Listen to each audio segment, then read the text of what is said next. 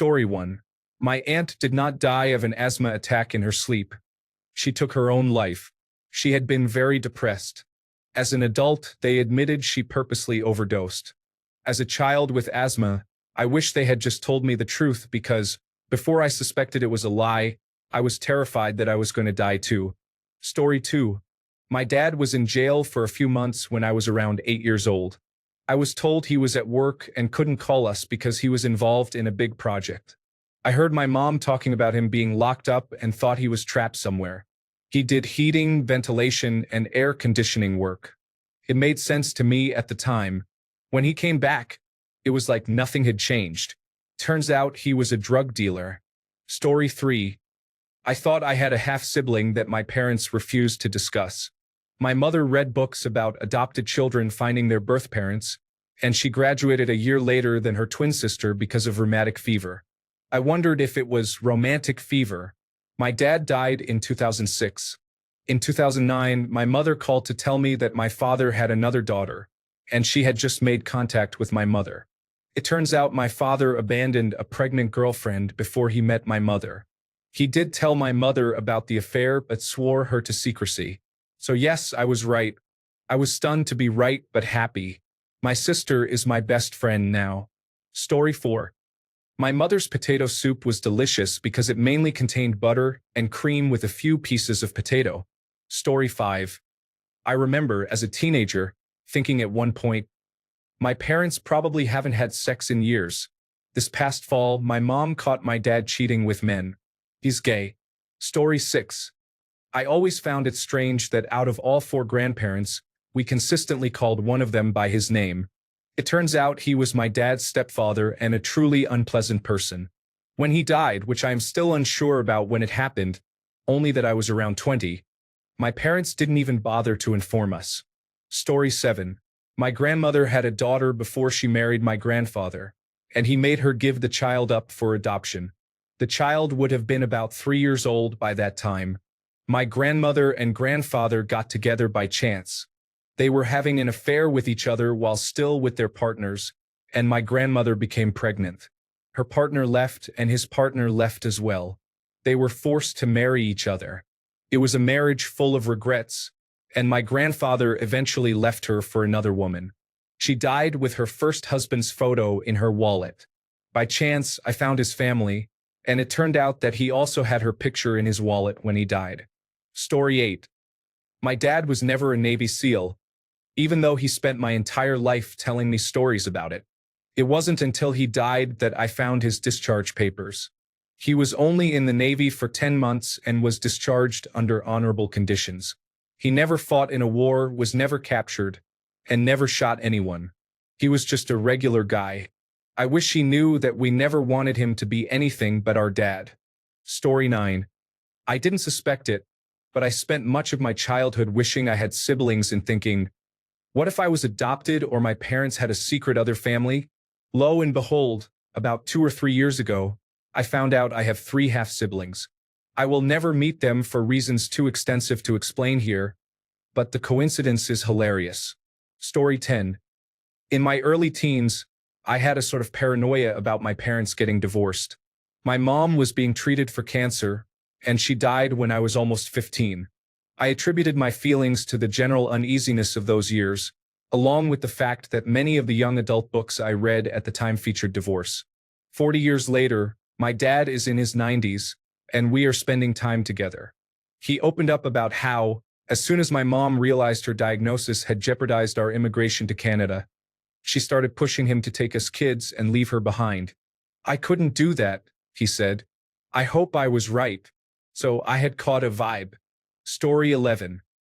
My grandfather was murdered by an uncle married to my mother's sister. He sexually abused my mother and her 3 sisters. He died when I was 4, and I have vague memories of him. Just after his death, my aunt divorced the uncle. At age 12, I overheard my other uncles. 2 were my mother's brothers, and 1 was married to my mother's younger sister, talking about a vow they had made to protect me from becoming a victim of my grandfather. By age 16, I pieced it together. The uncle who actually murdered him, whom I consider a hero, was a jeweler and insulin-dependent diabetic. He used cyanide in his jewelry making. My grandfather drank a 36-pack of beer every night, and I suspected the uncle injected cyanide into a random beer. My aunt saw my grandfather alive at 2 a.m., and the uncle woke up at 5 a.m. to find my grandfather dead and stiff. His body was cremated, and the uncle vanished. I mentioned my suspicions to my cousin, who relayed them to his father. 3 years ago, the uncle was dying. He reached out to me and confirmed that I had actually figured out how my grandfather died. He waited until he was dying since there is no statute of limitations for murder.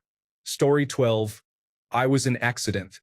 My parents were already on the verge of a divorce when my mom unexpectedly became pregnant after trying for over 4 years. I always felt like I was in the way or unwelcome.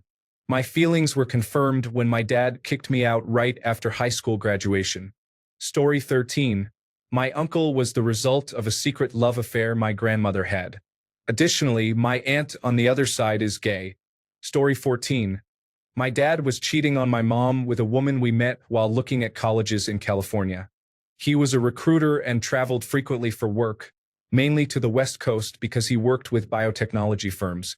We visited California when I was in high school because I was interested in a few West Coast schools: University of California San Diego, University of California Los Angeles, and Pepperdine. He also had a rugby tournament on Catalina Island with his old club. While we were there, we had lunch with her one day in Los Angeles. All I knew was that she was one of the people he had placed in a company that hired him. During lunch, nobody did anything obvious like public displays of affection, but you could feel the tension in the air. I sensed that something was off. I found out about the affair when my parents ultimately got divorced about a decade later. He revealed his history of infidelity to my mom to hurt her. She wasn't the only one, just the only one my dad truly had feelings for. He was a terrible person. Story 15. My parents are married but dislike each other. It has significantly affected my view of a healthy relationship. Story 16. I have a cousin who didn't look like his siblings. A few years ago, it was confirmed that he did not belong to my uncle. Story 17. My married parents rarely had an intimate relationship. My mom confirmed this last year when she casually mentioned during a walk that they hadn't been intimate in 17 years. I didn't ask her. She just brought it up. Thanks, Mom. I am in my 30s. Story 18. My grandmother's amazingly delicious lemon meringue pie, which I assume she spent hours making, was made with gelatin lemon pie filling. Story 19. My oldest sister's death was a mystery to me. I only knew she died as a baby and heard rumors that a raccoon was involved. A cousin and I speculated it was likely a rabid raccoon at a picnic. My parents only mentioned that she died in her sleep, so I also wondered if it was sudden infant death syndrome. Last year, I decided to look up archived news articles and found out that my dad had owned a pet raccoon. When my sister was just 4 months old, my parents left to attend a party down the street, abandoning her in her crib. They put the raccoon on a leash and looped it around a door handle just outside her room. When they returned from the party, intoxicated, they found the raccoon in her crib, eating her fingers, lips, and nose. She was airlifted to the hospital but died on the way. There was a trial, but for some reason they were found innocent. They were quite negligent of me and my brothers, so I'm not surprised by the story at all. As a mother myself, I was terrified of sudden infant death syndrome because there is evidence it runs in families. I still had my daughter sleeping in her bassinet at my bedside when she was 4 months old. I couldn't imagine sleeping in separate rooms at that age. There's no way I could leave the house for even 5 minutes, certainly not for several hours. Story 20. As I was cleaning out my dad's house after his passing, I found letters that my parents wrote to each other around the time they divorced in the early 2000s, as well as a handful of their diary entries. I had always suspected that my mom cheated on my dad with my best friend's dad, which effectively ended my first friendship, but those letters confirmed it. I didn't know the full extent of what else my mom had done. She sabotaged him by draining their joint bank accounts, accumulating tens of thousands in credit card debt, kicking him out of his house and getting him fired from his job, eventually forcing him into retirement. With him unemployed, he couldn't afford to pay child support, leaving only my mom's income, which was barely enough to support us. If she hadn't been so vindictive, we wouldn't have wound up in such dire financial straits. It's telling that my dad never spoke ill of her. He just said he was blindsided and confused by her choices and jealous of her current partner. In contrast, my mom only ever said negative things about him, and when she was angry with me, she would compare me to him. Story 21. Well, everyone knew about the abuse I endured as a child and swept it under the rug. As an adult, repressed memories started to come back, and I confirmed them. Story 22. When I was a child, I found my grandfather to be very difficult. He was a strict adult with an inability to regulate his emotions. As a result, he often had angry outbursts where he would go on unhinged rants. While he was never physically abusive, people had to walk on eggshells around him. At 8 years old, I wrote him a letter asking him to be nicer, and he responded by yelling at me. He was a very bad person, and I was relieved when he died. Later, it came out that he had also sexually molested my mother when she was a child. I was not surprised to hear that. I am glad he is no longer around. He experienced a rapid progression of Alzheimer's in the last couple of years of his life and deteriorated quickly. I hope it was painful for him. Story 23.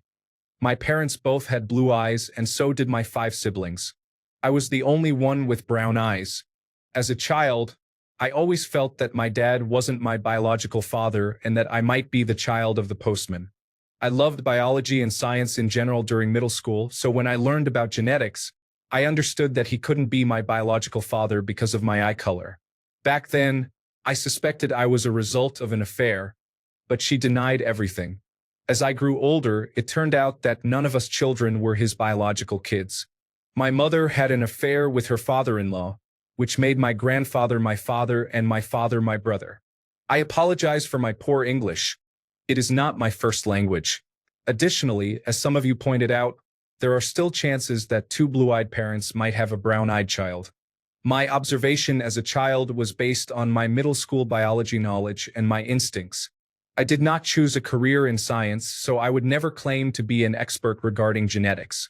It was never my intention to harm anyone with my comment. I hope this clarifies things. Story 24. When I was about 10 or 11, my grandpa passed away.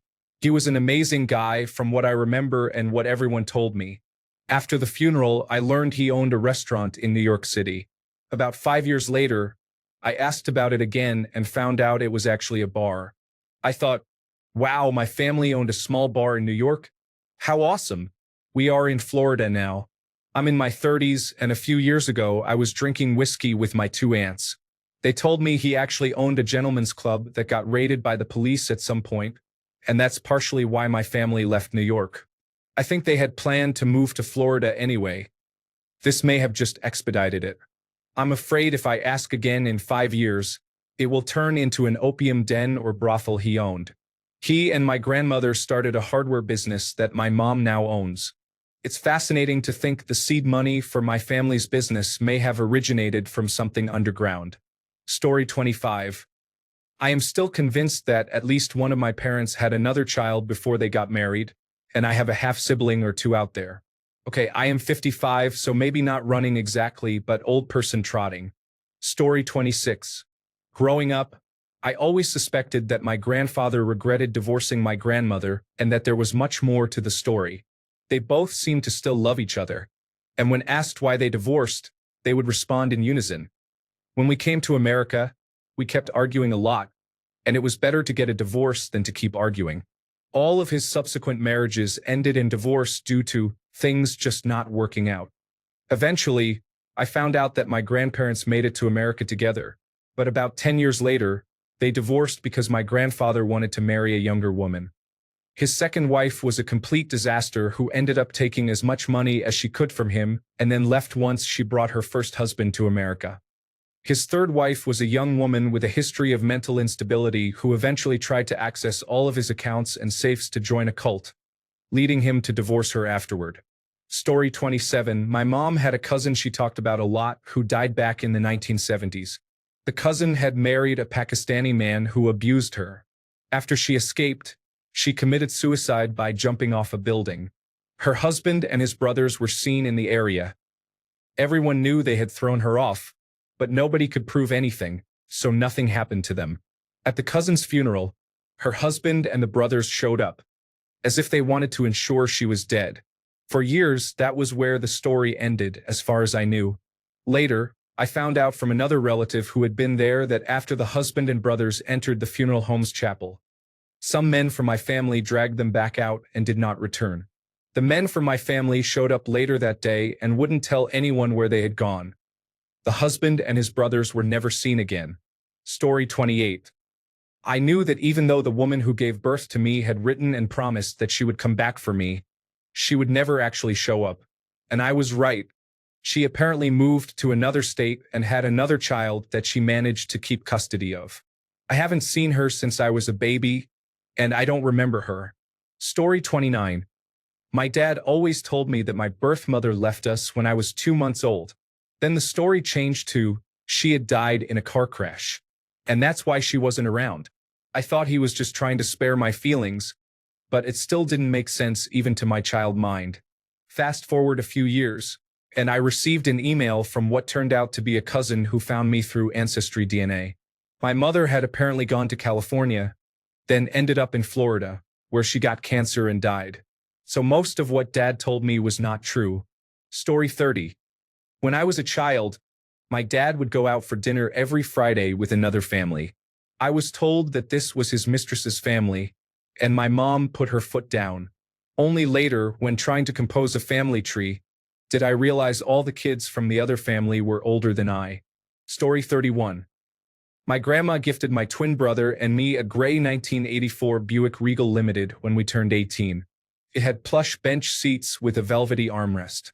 Many Friday nights were spent cruising the riverside boulevards of California, looking for action while blasting Cannibal Corpse on the blue backlit tape deck. One Saturday morning, while my dad was cleaning it out, he found an envelope jammed beneath the spare tire well. The bulky, ivory-colored business-sized envelope contained a wad of $20 bills. $1, $500 in total. It turns out my grandpa, before his Christmas Eve heart attack years earlier, was giving money to his sister, who was in an abusive marriage that my grandma hated. At the same time, my grandparents' marriage was on the rocks, so he must have had to stealthily move funds around to help his sister. I learned then that money could be an important factor in the dynamics of marriage. Story 32. Many individuals with harmful intentions were still invited to family gatherings. I refused to remain silent. I no longer communicate with that branch of the family and make sure to inform others about whom to avoid if they become involved. Story 33. I found the identity of my biological father. Nobody in my family would talk about who he was because my mother was 17 when I was born, and I was considered the family scandal back in the early 1980s. I grew up thinking he didn't know about me or didn't care if he did. I was mistaken and discovered that my family had threatened him to stay away from me. I did a lot of digging some years ago and learned that his side of the family knew about me and would have loved me very much. I also had siblings. This revelation made me very angry at the family I grew up with. My biological father also died before I had the chance to meet him. Story 34. My parents lived a different life before moving us to a remote area when I was about 3 or 4 years old, and that life was the reason we moved. I suspected that my dad is not my biological father as I was growing up. He was always very kind, but I had a feeling he wasn't my biological parent, and his blood type with my mom's wouldn't match mine. As an adult, I was able to research and hire a private investigator. I know the truth, but they don't know that I know. I would never hurt them by telling them, but at least I know I am not crazy. Story 35. My grandfather died before I was born and beat my uncle, his son, to death when my uncle was 3. My father was the youngest of 6 siblings, and they immigrated not long after. The oldest sibling, at 15, refused to come and stayed in England by herself. My father never knew the truth. He was told his father fell onto train tracks. He still denies it to this day and maintains he never saw his father as abusive. They had a good relationship. However, the 3 oldest siblings all share the same story. We believe they immigrated to escape scrutiny. Story 36. My grandmother always acted strangely around my dad. She would give him odd looks if he was sarcastic or acted silly. as if he were an alien. I noticed this behavior throughout my childhood. The only other time I had seen reactions like that was at a friend's house, who was from a multiracial background. Their older relatives would look at the non-white parent similarly, as if they weren't quite human. However, I kept thinking that couldn't be the reason. My mom is white, my dad is white, and everyone in the family is white. But that wasn't entirely true. While studying American history, I learned that for a significant amount of time, my Italian Catholic father, despite being pale and freckled, was perceived as not quite white by more Anglo-Saxon Protestant individuals. I repeatedly told myself, no, that's just foolish. I didn't want to ask my parents, and I definitely did not want to question my grandmother about it. Finally, in my mid-20s, I asked my mom, and she confirmed that was exactly the case. She had never verbally addressed it with my dad, knowing he would find it awkward, and she would have been too polite to bring it up. When my mom was pregnant with me, whenever my grandmother inquired about possible names, my dad would always respond with names like Giuseppe, choosing the most Italian names possible. My grandmother would visibly flinch but would say, "Oh, that's nice." Story 37. That my cousin is my brother. Well, he is probably my brother, but my mom talked them out of demanding a DNA test once when they decided to drive across the country after drinking all night. They were going to confront my uncle or my dad.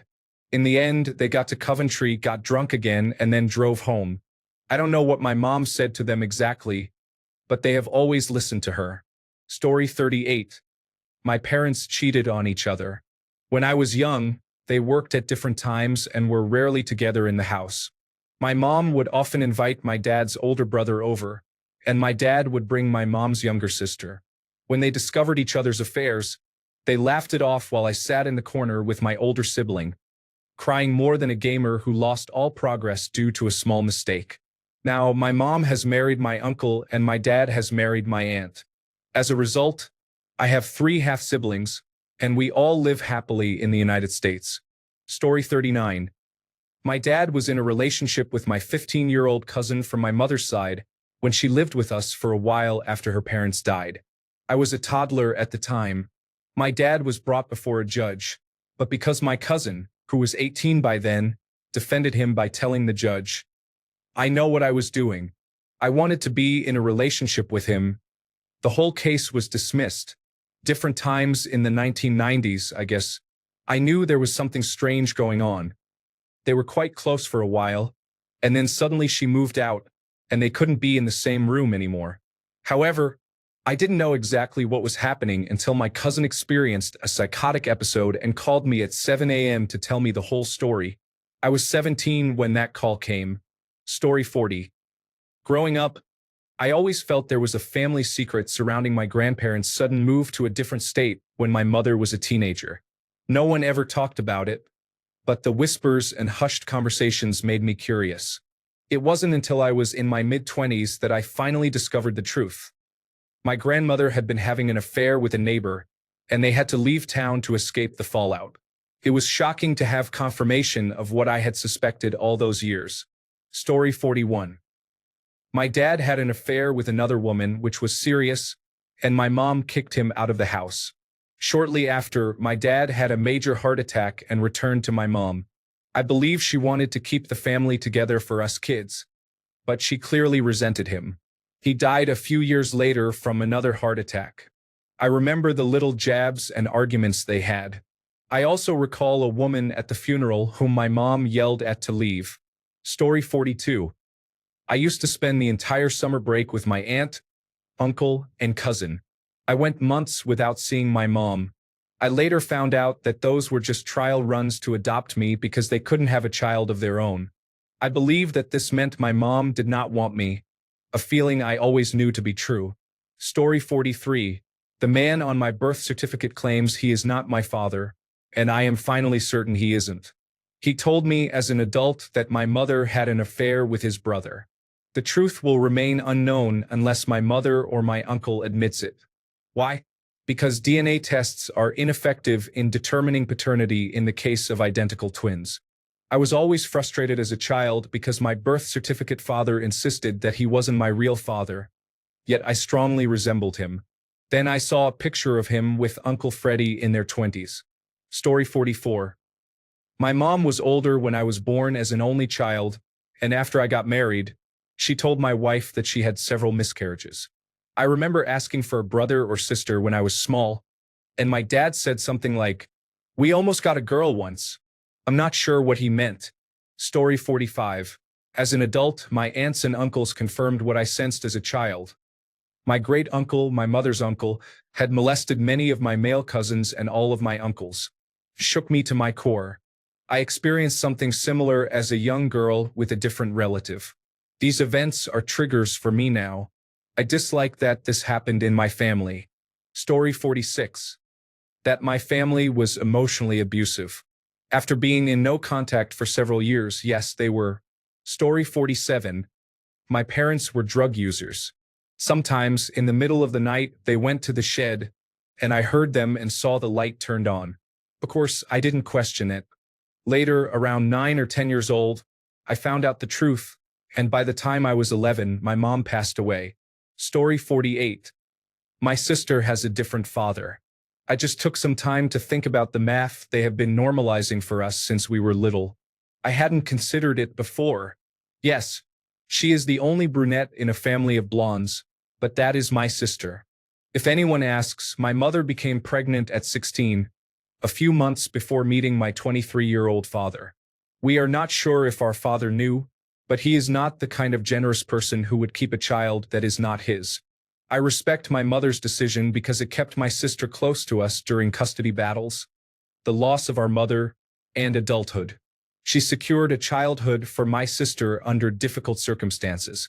Story 49. Growing up, my grandpa used to go to Germany maybe once a year for a couple of weeks at a time to visit relatives. It turns out he wasn't going to Germany but to the hospital for several operations over the years, and they just didn't want to worry us since we were kids. Story 50. My dad cheated on his first wife, who is the mother of my 4 half-siblings, frequently, even while she was terminally ill with cancer. One of his affair partners became my future mother. When his first wife passed away, he married my mother less than a year later, and I was born a few years after that. None of my siblings initially disclosed this to me, but one of them has always held animosity towards me, so I eventually pieced it together, and my supportive siblings confirmed it during my adulthood. Story 51. My grandfather poisoned my grandmother, and my mother knew about it. My uncle, her younger brother, helped cover it up by disposing of the evidence. There were odd rumors about the cause of my grandmother's death and how quickly it happened, but I ignored them because my family was full of gossip. I only recently discovered this information while going through a box of my mother's belongings from before she passed away. I knew it contained scrapbooks, mementos, and things she had written down that she wanted me to know or have. She has been gone for nearly 11 years, and I had never thoroughly examined the box because it hurt too much to see so many memories and pictures of relatives who have since passed. After discussing this with my fiancée, I decided to finally go through the box. I was looking for pictures from a Halloween when my brother, my uncle, and I dressed as Princess Leia, Luke Skywalker, and Chewbacca, respectively, but I couldn't find any in the albums I had. While searching, I found a letter from my mother in an envelope addressed to me with the date of my grandfather's death on it. It turns out that my grandfather poisoned my grandmother after she confessed to abusing my mother during a fight. He used some old rodent poison from the 1950s and slipped it into her tea. She eventually became ill and showed signs of dementia. She was placed in specialized care, where they diagnosed her with environmentally caused amyotrophic lateral sclerosis. She passed away shortly after entering care. My grandfather confessed to my mother and her brother when the care facility suggested he have his pipes, groundwater, and soil tested. He became agitated, which my mother noticed, and she pressed him about it later. My uncle took the poison to a business he worked with that disposed of toxic materials, and he also got rid of the teacup and spoon that my grandfather used to serve her tea every day. It's interesting to note that I inherited the teacup set, and it is indeed 1 cup short, as well as the silverware set, which is 1 spoon short. My mother expressed a lot of guilt over this. She felt horrified that her father killed for her, and she felt guilt for not mourning her mother. I'm not sure how I feel about it. Everyone involved is long gone, so there is no justice to seek. I remember my grandmother only in vague terms as rough, mean, and scary, while my grandfather was a stern but loving man who taught me many things and loved his children and grandchildren. In the end, I decided to burn the letter because I felt it was what my mother would have wanted. Story 52. My grandfather had no past. He even misspelled a common name when coming up with the fake name, and we were told to never look into it or ask about it. I genuinely believed he had robbed a bank or killed someone. After he died, my grandma confirmed that back in the day, he and some friends were making whiskey when a still exploded and killed one of them. The local paper made it the story of the decade. So my grandpa and his other two friends scattered and tried to hide from it. He was the last of the group, so I reckon he succeeded. Story 53. I always had a suspicion that the man who helped raise my sister and me wasn't our biological father. I was right. What's more, my sister is my half-sister. My mom cheated on my dad multiple times and got pregnant twice. My dad and I are the only ones who know. My mom doesn't know that we know. Story 54. I had an uncle who was only 4 years older than me. After 31 years, during a heated argument, he told me he was my older brother. No one in the family ever brought it up or mentioned it to my sister and me. I lived a normal life. My whole family treated him like he was my uncle. Story 55. I suspected my dad had a mistress and found proof while clearing out the estate. He bought her a vintage Mustang. Story 56. Not so much a secret, but my father recalled hearing some words among his aunts and uncles about another uncle who died young. However, the conversation was quickly cut off. Fast forward to almost 50 years later. I discovered an empty book of baby's firsts with a short epitaph regarding a child we had never heard of in the family tree. He lived for only 4 months and probably died of sudden infant death syndrome. Story 57. When I was about 8 years old, my grandmother told me that the couple next door were sisters. Over the years, my grandmother transitioned from being homophobic to becoming good friends with them. They started inviting her to quiz nights, going for dinner, and taking their dogs for walks together most weekends. By the time I was 15, my grandmother confided that she had something to admit. She revealed that the neighbors were a couple, and that she felt bad for ever feeling the need to lie about it. I told her that I had suspected as much and that I had seen her neighbors kissing several times. Story 58. I always felt like I didn't look quite like my parents, and when I grew up, I discovered that I was adopted. Story 59. Before Roe versus Wade, my great-aunt performed kitchen table abortions at the family farmhouse. When the women in the family gathered over some herbal remedies, the conversation would often become quite risque. It was only as I got older that I realized what they were discussing at times. Story 60. My grandfather on my father's side had another wife and family. I definitely saw signs but didn't know for sure until my mother confirmed it in my late teens. I am a twin, and supposedly he had twins not much older than us. Also, he had some connections to organized crime. Story 61. Everyone on my father's side of the family looks alike. We have blonde hair, blue eyes, and chubby cheeks. Second and third cousins resemble siblings rather than distant relatives. One cousin stands out with dark hair, darker skin, dark eyes, and thin facial features. My sister and I often asked our parents if she was adopted. They would say no, she just resembles her mother, who is not a blood relative. She truly resembles her mother, but our family genes are so dominant that we didn't think it was possible for her to be related to us. Fast forward a few decades, and it turns out her mother was pregnant when she got together with my uncle. They kept the paternity quiet and raised her as if she were his. Story 62.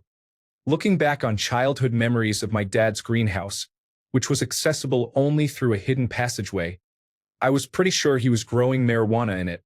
He still swears it was just tomatoes, and I'm inclined to believe him because he has no real reason to lie about it. As it turns out, my mother's house at the same time was a large grow operation, and I somehow didn't realize that the building was 3 times as big on the outside as the living space was on the inside. Or notice the smell. Not the brightest kid. Story 63. My uncle was a mechanic but always had a significant amount of money. He bought my cousin a car, and they took multiple vacations each year. He worked at his father's service station, and he and his sister, the accountant, were stealing from him frequently. A substantial amount of money every month never made it onto the books. I always thought, we know other mechanics, and they're constantly covered in grime, fixing cars in their driveways and don't have any money. I couldn't decide if it was theft or a failure to understand work, jobs, and pay. It turns out the father did know about it. He wrote my uncle and his sister out of his will, sold the business before he died, and enjoyed life for a few years until he passed away. Now, my uncle sweeps floors in a warehouse and works at a fast food restaurant on the weekends. Story 64. Grandpa had a very suspicious Danish accent and a love of marching in straight lines for someone leaving Europe in the mid-1940s. 23andMe verified the lack of Danish origin and explained his love of Oktoberfest. Story 65. I had two uncles who lived together. I asked my grandmother why they never married. The response was that they were bachelors. Later, I discovered they were more than just bachelors. Story 66. I always thought my parents were not married. Turns out I was right. They lived together for over 30 years. They did not marry until after my dad started receiving his disability. Story 67. All the adults smoked cannabis. The kids weren't naive, but the adults acted as if, this roach clip? It's a pair of electric pliers. When I turned 18, I learned the truth. They were all very disappointed when I replied, yes, of course. We already know. Story 68. My mother was abused by her father. She often hinted at it to her older brother and confided in my ex. I always suspected something when I saw her naked pictures from when she was 6 years old, with her long hair covering much but not all of her. There were many pictures. My grandfather appeared questionable just by looking at his old photos. Story 69. My dad was a drug addict and alcoholic throughout my life, and he and my mom hid it from us. When he died last year from cancer, he spent his last 6 months with a new girlfriend who was addicted to crack, treating his family poorly, getting intoxicated, and watching news programs while complaining about how immigrants are dangerous. There was no closure or resolution. I learned who he was at 45 years old. He fooled me the entire time. He was abusive like many fathers back then, and our family was held together by my mom. I was scared of him until I grew 5 inches and gained 100 pounds more than him, but I'm not sure where I was going with that. He died 5 months ago and left my brother and me a house that is paid off. I guess that is compensation for post-traumatic stress disorder and mental illness. Could be worse. Thanks a bunch for sticking around till the end of the video. Remember to subscribe, and until next time, stay awesome and goodbye.